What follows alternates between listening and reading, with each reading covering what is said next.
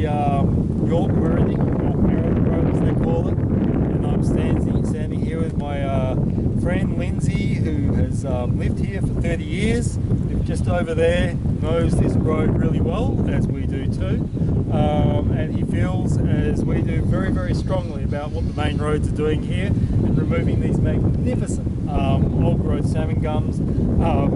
My son Tim was just saying, look at this nest here and look at this nest there. These are part of the ecology, and they must be saved. And Lindsay, a few words about this. I live with these, and I just couldn't believe, John, that anybody would consider knocking them down. I mean, some of them must be between 150 and perhaps 300. Oh, easily. You just can't replace that. And it's affecting me in such a way that I would consider moving if they would go, because it's just like...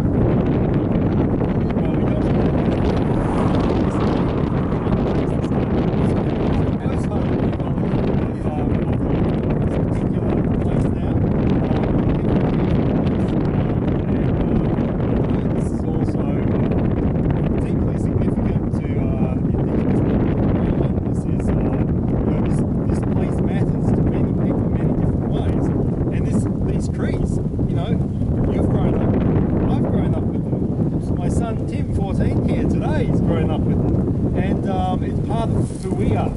It is, yeah, absolutely, and just, I mean, Main Road says, but you can plant some trees somewhere else. Even Tim's children wouldn't even see trees like this if you planted them today. It's just unimaginable. These trees have probably been here well before white settlers came to it. Absolutely. Absolutely. These trees have been known by Noongar people for since they were seedlings, and there's a kind of I feel strongly that there's a disrespect for culture to damage these, and it's a disrespect on so many different levels. It's a disrespect to Indigenous peoples, it's a disrespect to non-Indigenous peoples, it's a disrespect to nature. You see these ribbons around the trees, they're like frightening markers of the future, and we hope that they become markers of preservation and not markers of destruction. Yeah, well, what I'm going to do, Lindsay, is I've written some poems, one for you about this character called Sweeney, who's a guy who went mad and turned into a bird, and I've got him visiting you. And another poem written called Cathedral Avenue, because the locals call this Cathedral Avenue because the trees aren't over like a cathedral, and it has a spiritual feeling about it. It's incredibly intense. So I'm going to read these two poems, and thanks, John. Yeah, well, that's what we can do. So I'll read away now. This is Cathedral Avenue. This doesn't have to be a requiem. No, not yet. Each breath these strong old trees lets us have is a breath that keeps us going, keeps the pieces of belonging in place. What is held in the cathedral of salmon gums and Wandoo? The branches reach to hold the sky in place, to keep earth and sky connected. Prayers in all languages and all faiths collect in their illustrative branches, echo in hollows. All creatures that come and go, that make life in their outreach, help us hear and see who we are, singing past, present and future. And the owl knows the cockatoo, and the galah cocks its comb at the sun.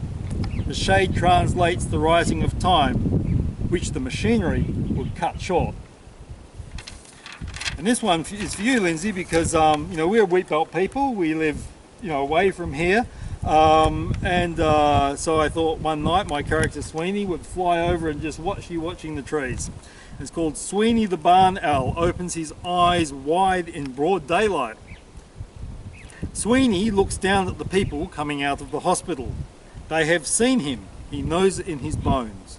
Yes, now their eyes search his eyes, and the shock of light reaches as far inside as the flames that drove him out of the tall tree on the hillside. Where can I rest, he asked them.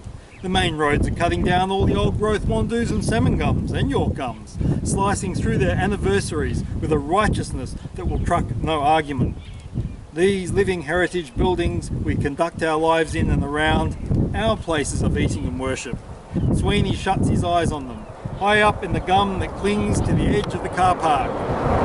Tonight, fly southeast, aiming to reach the great trees still remaining on the York-Werrithing Road before they are brought down, before red-tailed phascogale and Carnaby's black cockatoo and rainbow bees are forced to find somewhere else to feed and nest and hide from owl or vanish. And in the matutinal revelation that abbreviates his waking hours, upside down in the tree killer's world, Sweeney will hoot at their stupidity, a klaxon call just before the crash will wipe us all out. And this is part of the whole world responsibility. I mean, you know, we're in a world now where vegetation is just diminishing and everything that's old in the environment is going. And I think that these points are, you know, where we've got to stand, don't you think? I do, John. Yeah. And thank you for your support and your inspiration. It's kept me going. Really. Well, you know, I tell you what, poetry I think is about living language, and whether you think it's right or wrong or whether people agree or disagree with it, it's about a kind of expression of something that is almost inexpressible. I mean, there's something in that tree that we can't translate, but I think that poetry can try to in some way. And so in some ways this is a form of trying to speak through the person who writes the poetry. So I see it as being something very practical. Okay.